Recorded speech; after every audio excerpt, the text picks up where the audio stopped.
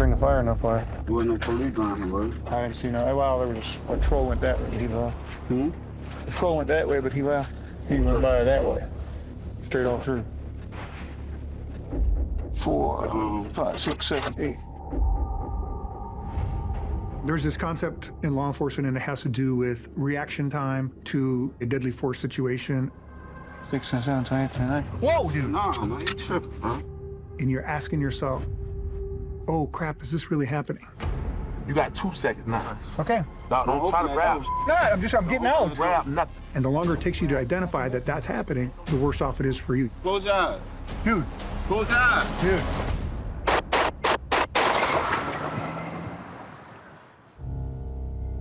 My name is Scott Perella. I was a special agent with the Bureau of Alcohol, Tobacco, Firearms, and Explosives for approximately 30 years. Of that 30 years, I've worked about 20 years undercover at various times during my investigations. We had an investigation in Daytona Beach that started in 2008. We were working in the part of Daytona Beach that's west side of the Intercoastal Waterway. There was a particular gang that they were interested in trying to remove its most violent and dangerous members that were either conducting auto thefts, armed robberies, home invasion robberies, and then a plethora of drug dealing.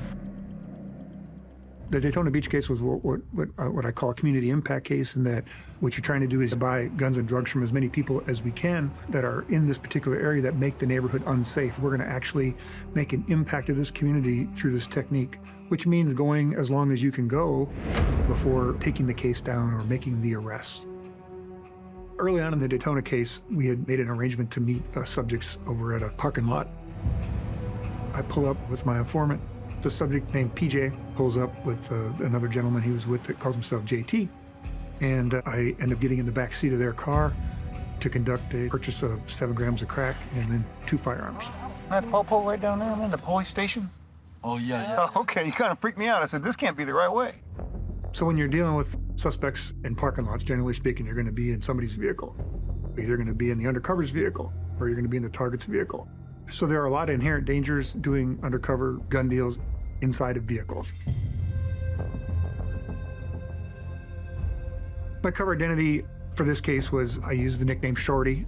I was somebody that was involved in selling crack cocaine, prescription pills, along with firearms that I would purchase from these street gang members, and then I'd have these items resold to other members of the criminal element.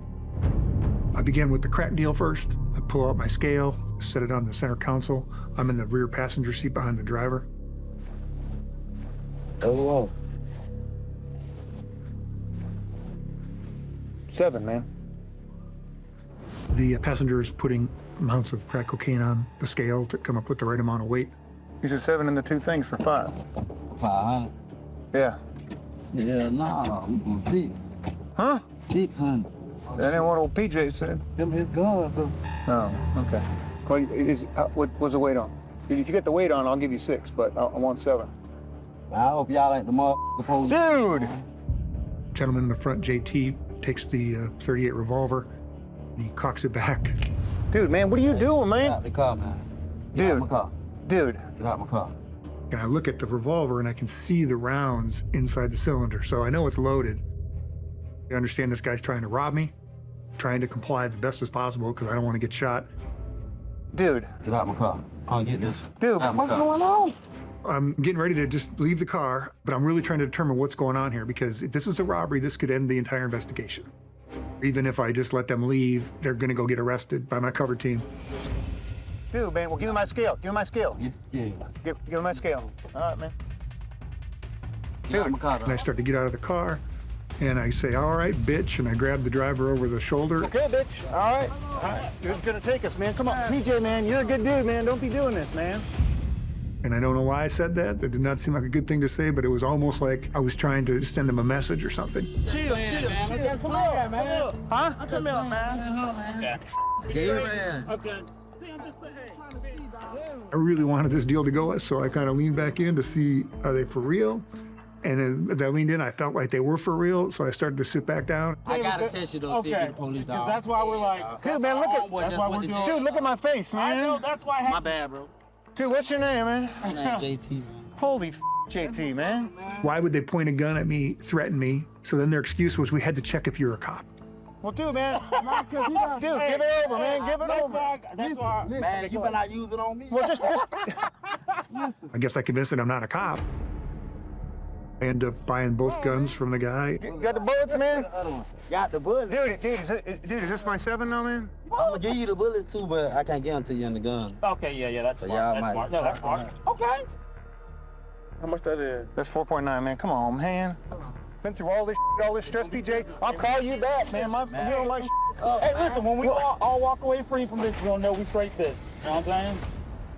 They intended on robbing me. Then they decided to change their mind. Well, now you got to bring that down somehow so that you can extend this relationship. And that's exactly what we did.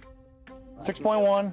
It don't be quarter 7. I mean 6 grams. 7, dude. You just had the 7. You were gonna do it. right now, bro. He was just gonna do it till you were gonna rob me, man. I wasn't gonna rob you. Come on, JT. All right. I'm not the robbing type. I don't believe it was a test. I really think that I got them to come to their senses, right? And be reasonable and go, hey, you know what? This doesn't make sense. We get this guy $700 and that's all we get when I could be a regular customer. And that's what turned the case, because once I became a regular customer, they put the word out that I was a good customer, and it expanded the case exponentially because I felt I could win, and I did win. So obviously that builds your confidence. When the arrests were made at the end of the operation, both men pled guilty. So during this Daytona investigation, I mean, the goal was to make as many cases as we could against people that were dealing drugs involving violent activity in the city, and that's what we did. And we did over 120 operations. We bought about 87 firearms undercover, and confidence was high. We were doing multiple deals every week.